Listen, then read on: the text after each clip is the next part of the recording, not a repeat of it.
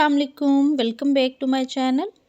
सर्दियों में हमें अपने पौधों को बचाना बहुत ही मुश्किल हो जाता है, लेकिन अगर आप कुछ टिप्स को, कुछ बातों को ध्यान में रखते हैं, आप अपनी सब्जियों की ग्रोथ भी अच्छी ले सकते हैं और अपने पौधों को इतनी सख्त सर्दी में बचा भी सकते हैं।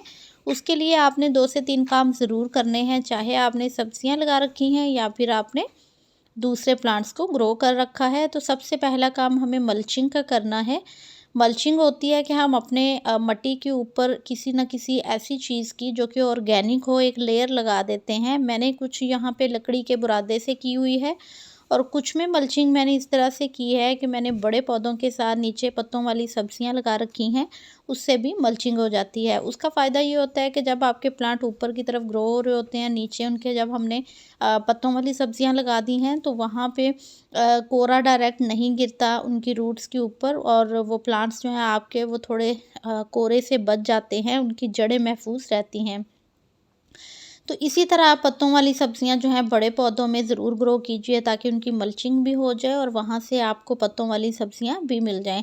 तो साथ में हम धनिया की हार्वेस्टिंग कर लेते हैं, क्योंकि धनिया जो है जितना इसके ऊपर कोरा पड़ता है, इसके पत्ते जो हैं वो थोड़े डिफरेंट कलर के पर्पलिश से होना शुरू हो जाते हैं, तो इसलिए आप इनको टाइमली हार्वेस्ट कर लें तो ज़्यादा अच्छा है। साथ ही दूसरा काम जो आपको करना है आपके किसी भी गार्डन में, चाहे आपके पौधे पत्तों वाली सब्जियां हैं या फिर आपकी जो दूसरी सब्जियां हैं वो लगा रखी हैं, चाहे आपके परमानेंट प्लांट्स हैं, तो आपने गोडी ज़रूर करनी है मिट्टी की।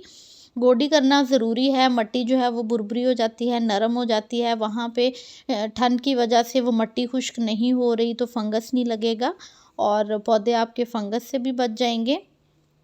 इसी तरह अगर मैं इनको हार्वेस्ट नहीं करूँगी तो यहाँ पे नीचे जो हमने प्लांट्स लगा रखे हैं उनमें फंगस भी लग सकता है, तो इसलिए एरेशन बहुत ज़रूरी है। हवा मिलती रहेगी, ऑक्सीजन लगेगी उस मिट्टी को, तो वहाँ पे माइक्रोब्स प्रोड्यूस होंगे, उस मिट्टी में फंगस नहीं लगेगा। तो जितना भी धनिया है इस तरह मैंने मल्चिंग के तौर पे इस बड़े पौधों में लगा रखा है, मैं सब भी निकाल लूँगी।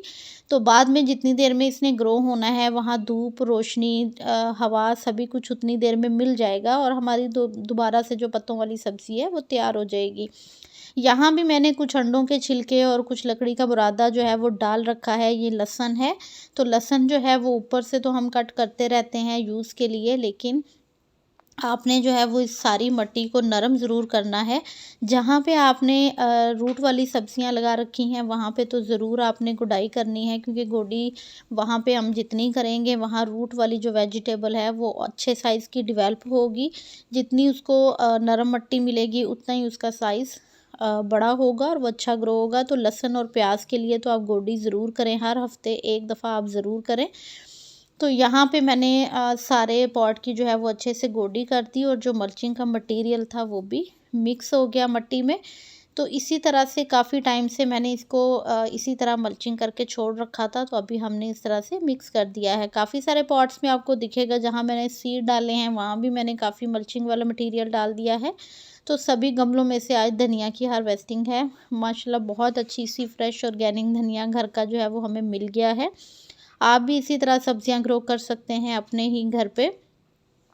तो यहाँ देखें सारे पौधों में कहीं आपको मूंगफली के छिलके दिखेंगे, क्योंकि जब ये बाद में मिट्टी में मिक्स होंगे तो ये खाद बन जाएगी, लेकिन अभी के लिए ये हमारे पौधों को शदीद सर्दी से बचा रहे हैं, तो बहुत अच्छे से काम कर रहे हैं। ऑर्गेनिक हैं तो इनको डालने से कोई नुकसान भी नहीं होगा।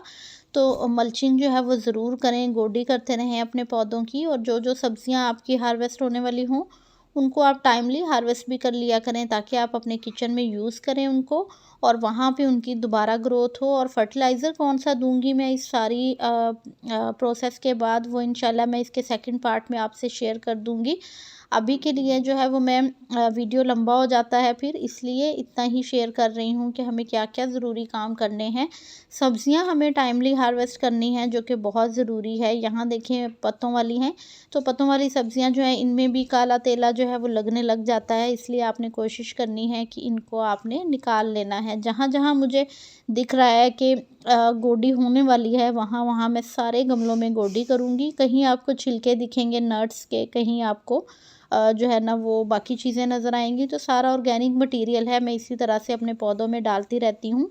इस तरह से उनमें खाद भी बन जाती है, मिट्टी भी नरम हो जाती है और आपके पौधे भी अच्छे ग्रो होते हैं। तो यहाँ देखिए मैंने साथ में कुछ बनाना के छिलके थे वो उनको मिट्टी में डंप कर दिया है। तो ये बिल्कुल भी फंगस नहीं क्रिएट करेंगे बल्कि खाद के तौर पे काम करेंगे। आप इस तरह से भी किचन का जितना भी कचरा है एक साइड में जहाँ के पौधे की जड़ें नहीं हैं वहाँ पे आप उसको डंप कर सकते हैं। उससे आपकी ऑटोमेटिकली वहाँ पे खाद बन जाएगी। तो इसमें टमाटर का पौधा था। खाद जितनी अच्छी आप अपने पौधों को देंगे उतने ही अच्छे आपको रिज़ल्ट भी मिलेंगे। तो घर पे जब हम रूट वाली सब्ज़ी को ग्रो करते हैं उनका मैक्सिमम यही साइज़ मिलता है हमें, क्योंकि ऑर्गेनिक होती हैं। बहुत ज़्यादा खादें मैं भी नहीं डालती हूँ, किचन का वेस्ट यूज़ करती हूँ मिट्टी के अंदर ही। तो उससे जो हमें ग्रोथ मिलती है वो बड़ी अच्छी आपको एक क्वांटिटी मिल जाती है। तो हार्वेस्टिंग करने के बाद ज़रूरी है कि आप एक दफ़ा जो है वो गोडी करें। गोडी करने के बाद आप इनको फर्टिलाइज़ करें। फर्टिलाइज़र की वीडियो मैंने बनाने की शेयर कर रखी है, आप उसको वॉच कर लीजिएगा। आपको कंप्लीट मेथड उसमें समझ में आ जाएगा कि उसको कैसे बनाना है। वही फर्टिलाइज़र फिर से मैं अपने पौधों को दूँगी। जब भी आप हार्वेस्टिंग करें उनको खाद दें और उसके अलावा आप 20 से 25 दिन के अंदर एक दफ़ा कोई भी आप इसको ऑर्गेनिक खाद ज़रूर दें, ताकि आपको अच्छी जो सब्जियां हैं वो मिल जाएं। या फिर आपके पौधे अगर मुसलसल फ्लावरिंग कर रहे हैं तो मज़ीद उसमें कैसे फूल लेने हैं, तो ज़ाहिर है आप उनको गमलों में कोई ना कोई खाद देंगे तो फिर ही आपको अच्छे रिज़ल्ट उसमें मिलेंगे। गमलों में चूँकि मिट्टी कम होती है, जगह उतनी होती है, इसलिए आपको बार बार खाद डालनी पड़ती है। सो जितने भी यहाँ पे सब्जियां हैं एक दफ़ा तो मैं उनकी हार्वेस्टिंग कर लूँगी, क्योंकि ज़रूरी है हार्वेस्टिंग करेंगे तो ही आपके प्लांट जो है वो दोबारा से फिर अच्छी ग्रोथ में आएंगे।